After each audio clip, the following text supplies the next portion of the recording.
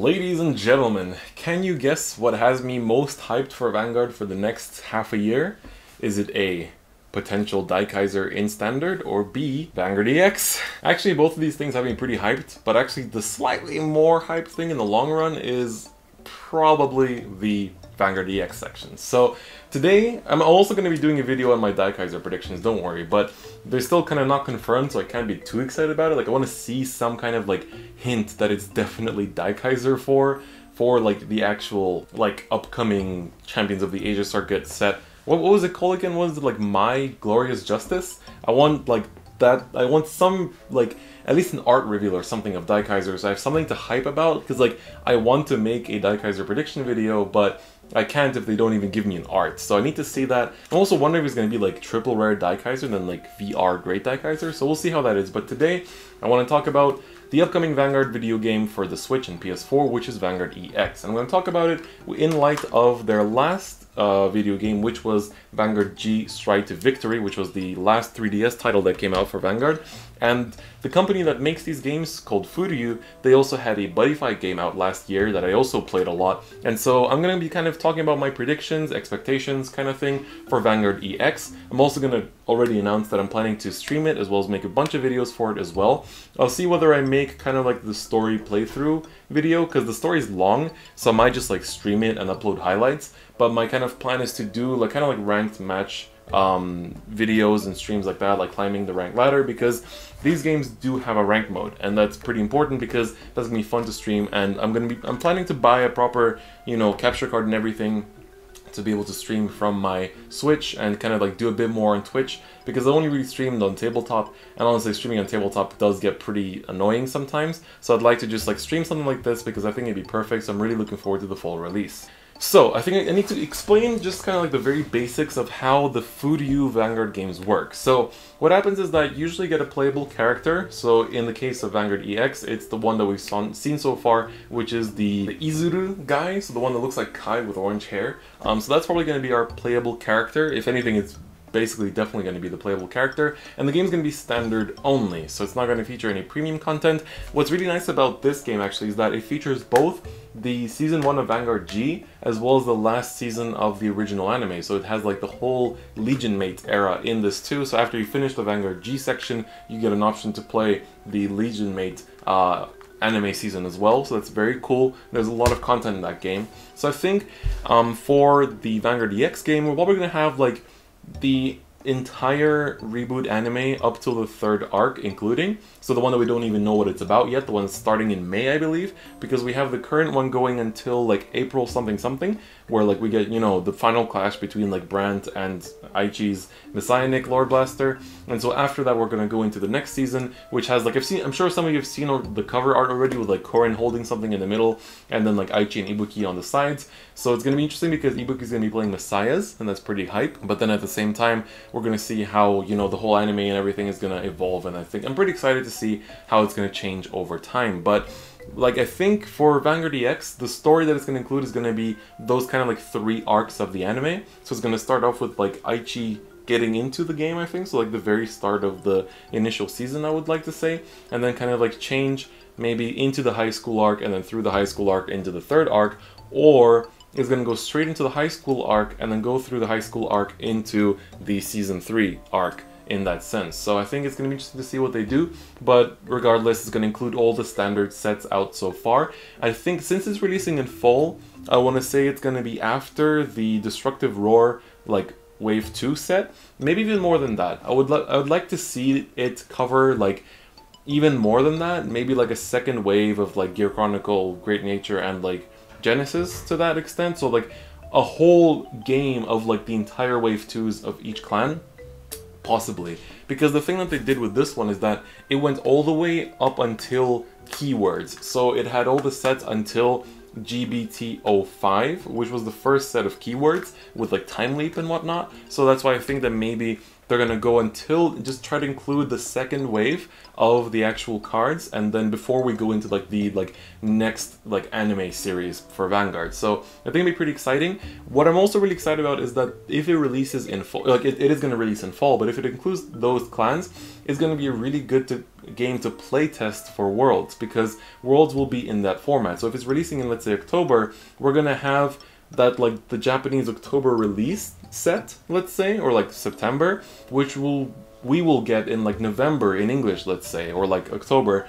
So that way it's going to be more or less the same as the meta that we're going to have going into Worlds, which means it's going to be a really good game to playtest with. And like, again, probably should have said this at the start, this game probably won't have an English release, but the Switch and the PS4 are both region free, meaning you can pick up the Japanese game and play it on your English or like PS4 or Switch, but obviously you do need to know your cards and some basic, you know, ability to read the Japanese menus, but I'm sure there's going to be different like translations online immediately as soon as the game is out, so I wouldn't be too worried about that.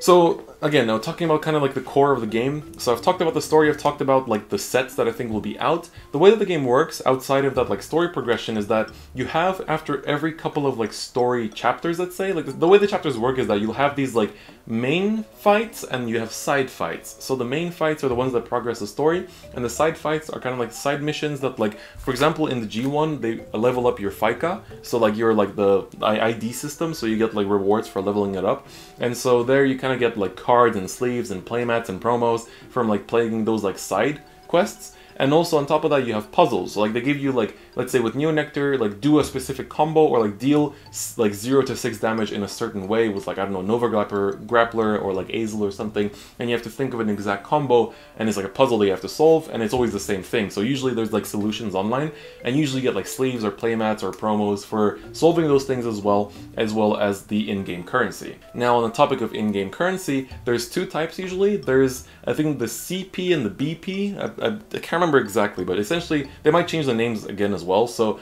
one of them, I think, is the CP, that is the one that you buy packs and trial decks packs and trial decks with. So those two are important for packs and trial decks, and usually they price the packs like 100 per pack, so it's kind of like 100 yen, you know, in Japan, and they're pretty easy to get. Like the currency you get pretty fast normally, like in these games and in the Buddy Fight one as well. So you don't really need to worry about that, and usually you can crack a few boxes pretty fast, and usually the drop rates of the foil cards are a bit better than IRL. So you, instead of getting like 1 VR per box, you get like 2 or 3 or stuff like that, or like the SVRs are a bit easier to get, and like high rarity cards come a bit faster too, so they want to make it so that you get your cards a bit faster, so that's kind of the point of it. And then after that, also when you buy your trial decks, you don't need to buy like multiples. You always get like play sets of each card by just buying one trial deck, or like a, you know, starter set or whatever it may be. So that's something to keep in mind as well. But then the other in-game currency is the one that you create cards with and also buy sleeves and stuff like that with. So this is pretty important, because when you open packs and you get duplicates, you build up that other currency of like every time you get a duplicate, after you already have 4 cards, you actually get that other currency, and then you're able to trade that currency into other cards that you've pulled at least one time. So for example, if you want to get like an SVR of some certain card, you need to have pulled at least one of it before you can actually make more copies. At least, or either that, or what they'll do is what they did in this game, in the sense that like the first time you craft that card is going to be like a very expensive value, and then it drops after you have 1 copy. So usually you want to try to pull one and then craft the rest, otherwise it becomes very expensive in terms of the in-game currency. And so that's kind of how like collecting cards and building your decks works. And so it's going to be pretty nice, because I'm just looking forward to having like an automated system. They keep making improvements with every game. Like I've played all 3 of the Vanguard games on 3DS, and always like the battle animation gets smoother, the controls become faster, it's a bit less clunky, and always like it keeps getting smoother every time. And their last year's release of the Buddy Fight game was by far the smoothest. Like it was really like everything was going very smooth, like without many breaks for loading times and things like that. Just super smooth, like taking advantage of the 3DS system to like do it as efficiently as possible. And I think with the Switch that should be even faster and even more efficient, even smoother, and that's going to be really, really nice. And so I think on top of that, the 3DS, the Buddy Fight game also had mini games where you could actually like pay a little amount of the like card creation in-game currency, so like the one that you craft cards with, to play a mini game where you can like double or triple or like 10 times your currency that you entered with. So you have like you know, like football mini games or like some other mini games, like, you know, like guest cards and stuff like that. But that would be just like to incentivize you to just build up more of the in-game currency in a faster way than just grinding away and like opening a bunch of packs. So I think that's going to be pretty fun. Another thing is that Bushiroad, usually when they release these kind of games, in their magazines, like monthly Bushiroad, they release passwords where like you enter a certain password to unlock promos. And so usually they'll release that over the first, I don't know, couple of months that the game is out. And usually they'll go up online and like it's always the same password, so like everybody just like finds it online and enters it. So like when I start these games, I always just like look up the password before I even start the game, enter all the passwords to unlock as much of the stuff as possible, and then start playing. So that's not going to be the case for this because they won't all be out when the game is out. There might be like 1 or 2, but it's important to like keep checking online. Like I'm sure I'll make videos, or like in my streams when I'm streaming the game, I'm going to mention like, oh, there's a new password out, make sure you enter it to unlock something, something, something. And so that's going to be pretty nice to have as well. And you know, that's just like Furyuu tradition. They always do that, and so I think they're going to keep on doing that with this release as well.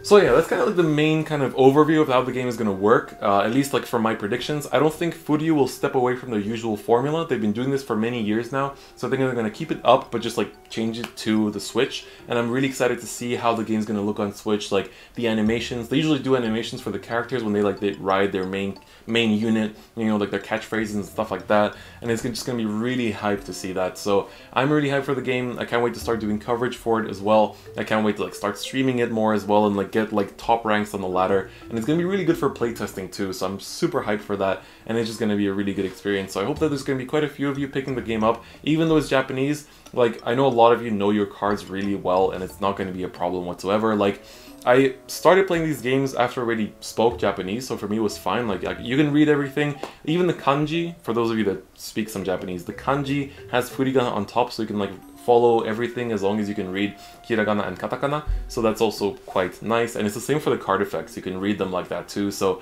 it should definitely not be much of an issue.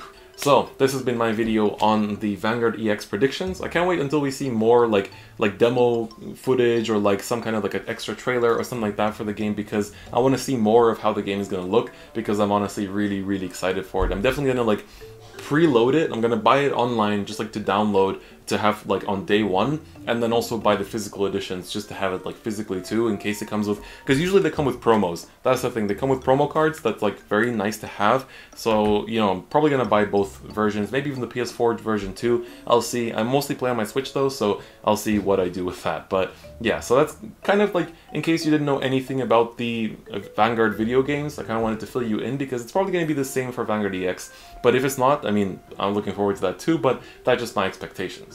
So that's gonna be it for me today. Thank you so much for watching. Let me know your thoughts on just, you know, the whole Vanguard EX thing in general. Are you gonna buy the game? Are you excited for the game? Are you buying a console just to buy the game? I know some people are, so do let me know what you guys think. So that's gonna be it for me today. Don't forget to check out all the good stuff in the description as always, but that's gonna be all for my side. So I'll see you guys next time. Bye bye.